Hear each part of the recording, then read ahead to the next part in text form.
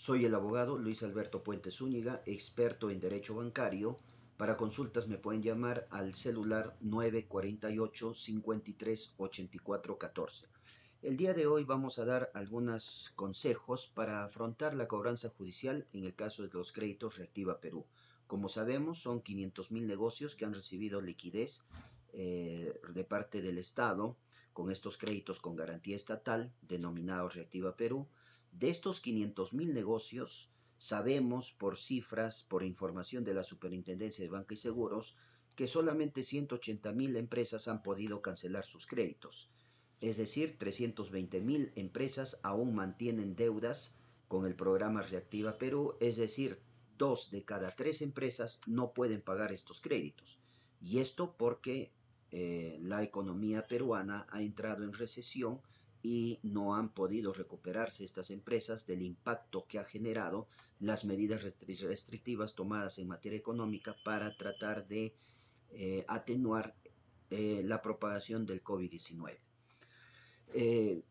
Frente a este incumplimiento de estos pagos, las entidades financieras han optado por iniciar procesos judiciales, porque así funciona Reactiva Perú.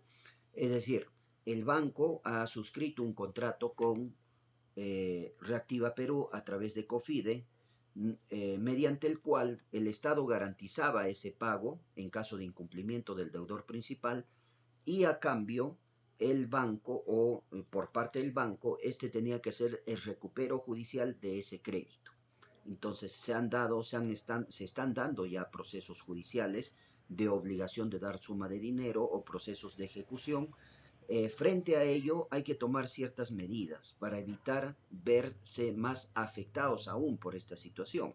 ¿Qué puede hacer el banco con el deudor? Lo que pueden hacer ellos es iniciar un proceso judicial, pero antes de este proceso judicial podrían hacer embargos, y estos embargos pueden ser sobre vehículos, sobre predios, terrenos, casas, cuentas bancarias, entre otros. Entonces, la mejor recomendación es no tener nada a su nombre y otras medidas más que se podrían tomar antes de que ellos inicien un proceso judicial. Esa información lo hemos dado a conocer en otras ediciones. Pero para el presente caso, ¿qué hacemos si ya iniciaron un proceso judicial? Debemos tener presente que hay bienes inembargables. Se deba lo que se deba, no pueden afectar esos bienes. ¿Y cuáles son? Fundamentalmente, el Código Procesal Civil en el artículo 648 nos da a conocer una relación de ellos. Entre ellos encontramos el patrimonio familiar, por ejemplo, las pensiones alimenticias, las remuneraciones y pensiones que no excedan de los 2.575 soles, y lo principal, como estamos hablando de empresas, lo que tiene relación con ello es que no se pueden embargar vehículos, máquinas, utensilios, herramientas indispensables para el ejercicio directo de la profesión, oficio, enseñanza o aprendizaje del obligado, es decir, del deudor. Poniéndolo como ejemplo, si tengo una empresa en la cual fabrico cocinas, por ejemplo, o artículos de aluminio. Estas máquinas, estas herramientas que utilizo para la fabricación de estos artículos de aluminio son inembargables. Se deba lo que se deba. Tengamos presente eso. Otro aspecto a tomar en cuenta en el caso ya de procesos judiciales iniciados para el recupero del crédito Reactiva Perú. Debemos tener en cuenta que, de acuerdo al contrato suscrito entre COFIDE y la entidad financiera, en caso de que el deudor principal no pague el crédito, lo paga COFIDE, pero no lo paga todo, lo paga un promedio de 95% de la deuda. Es decir, 5% todavía le va a seguir debiendo a la entidad financiera.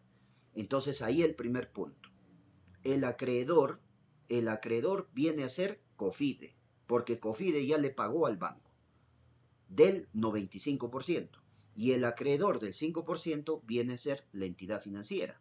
Por eso es que para iniciar un proceso judicial, necesariamente tiene que contar con poder por escritura pública la entidad financiera, porque él es el acreedor solo del 5%, no del 95%. Es decir, solo puede hacer un proceso judicial por el 5%.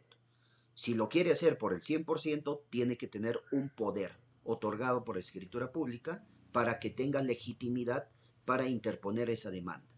Si lo contrario, no. Entonces, un punto a tomar en consideración para hacer la defensa en un proceso judicial. También debemos tener en consideración de que en algunos casos quieren vincular esos créditos Reactiva Perú con créditos hipotecarios, por ejemplo. Es decir, se sacó un crédito hipotecario y también tienen un crédito Reactiva Perú.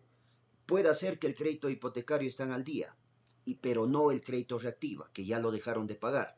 Entonces, lo que están tratando de hacer las entidades financieras es vincular ese crédito Reactiva Perú con la hipoteca, porque en la hipoteca hay una cláusula en la que señala que ese crédito hipotecario garantiza ese crédito y otros futuros créditos o deudas que pudieran tener con la entidad financiera. Eso están haciendo en algunos casos.